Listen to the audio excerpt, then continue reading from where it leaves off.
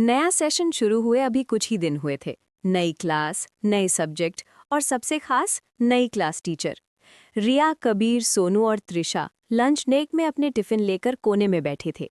रिया ने लंबी सांस लेते हुए कहा, यार, मुझे तो हमारी पुरानी टीचर मीना मैम की बहुत याद आ रही है। वो कितनी प्यारी थीं, कभी इतना डांटती नहीं थीं। सही कहा, कबीर बोला। ये नई नेहा मैम तो बस सख्ती ही करती रहती हैं। कल मैं नोटबुक लाना भूल गया तो पूरी क्लास के सामने डांट दिया। और उनकी क्लास में तो पिन ड्रॉप साइलेंस रहता है, सोनू ने कहा। मुझे तो हंसने में भी डर लगता है। सब हंसते हुए अपनी बातें कर ही रहे थे कि अचानक सब चुप हो गए। रिया ने देखा, सबके चेहरे एकदम गंभीर हो गए थे। क्या हुआ? उसने धीरे से पूछा। तभी पीछे से आवाज आई, लंच ब्रेक में इतनी सीरियस चर्चा किस बारे में हो रही है? सबके होश उड़ गए। नेहा मैम उनके पीछे खड़ी थीं। सब बच्चे खड़े हो गए। Good afternoon ma'am. मैम ने बस हल्की सी नजर डाली और बोली, सब बैठ जाओ।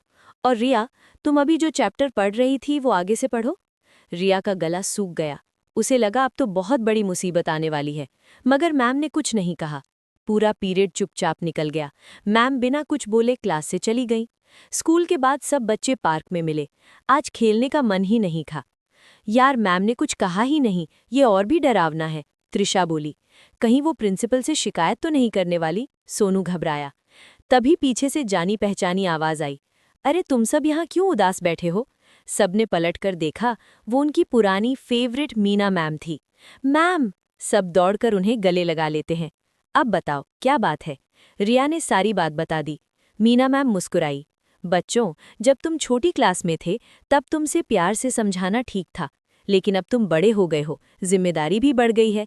लेकिन मैम वो बहुत सख्त हैं, कबीर बोला। सख्ती और बुराई में फर्क होता है, मीना मैम ने समझाया। कभी कभी टीचर को सख्त बनना पड़ता है ताकि बच्चे आगे चलकर मजबूत बने। हो सकता है उन्हें तुम्हारी बातें सुनकर बुरा लगा हो, इसलिए उन्होंने कुछ नहीं कहा। सब चुप हो गए। अगर दिल से गलती मान ली है, मैम बोली, तो कल जाकर उनसे सॉरी कह दो। अगले दिन लंच ब्रेक में सारे बच्चे मिलकर एक सुंदर सा सॉरी कार्ड बनाते हैं। उसमें लिखा था, मैम हमें माफ़ कर दीजिए, अब हमें समझ आ गया है कि आपकी सख्ती हमारे भले के लिए है। सारे बच्चे स्टाफ रूम के बाहर खड़े थे। मैम, क्या हम अंदर आ सकते हैं? नेहा मैम ने आश्चर्य से पूछा। हाँ, क्या बात है? रिया आगे बढ़ी और कार्ड दे दिया। मैम ने कार्ड पढ़ा और उनके चेहरे पर हल्की मुस्कान आ गई। अगर तुम्हें अपनी गलती का एहसास हो गया है तो मुझे भी तुमसे कोई शिकायत नहीं, उन्होंने प्यार से कहा। मैं सख्त इसलिए हूँ क्योंकि मैं चाहती हूँ कि तुम सब बहुत आगे जाओ, कबीर ने धीरे से कहा। Thank you ma'am. उस दिन के बाद बच्चों को समझ आ गया कि हर सख्त चेहरा बुरा नहीं होता, कभी कभी सख्ती के पीछे भी ढेर सारा प्यार छुपा होता है। और अब नेहा मैम की क्लास में सन्नाटा नहीं, बल्कि समझदारी और सम्मान था। जो हमें डांटता है वो हमेशा हमारा दुश्मन नहीं होता, कभी कभी वही इंसान हमारी सबसे ज़्यादा फिक्र करता है।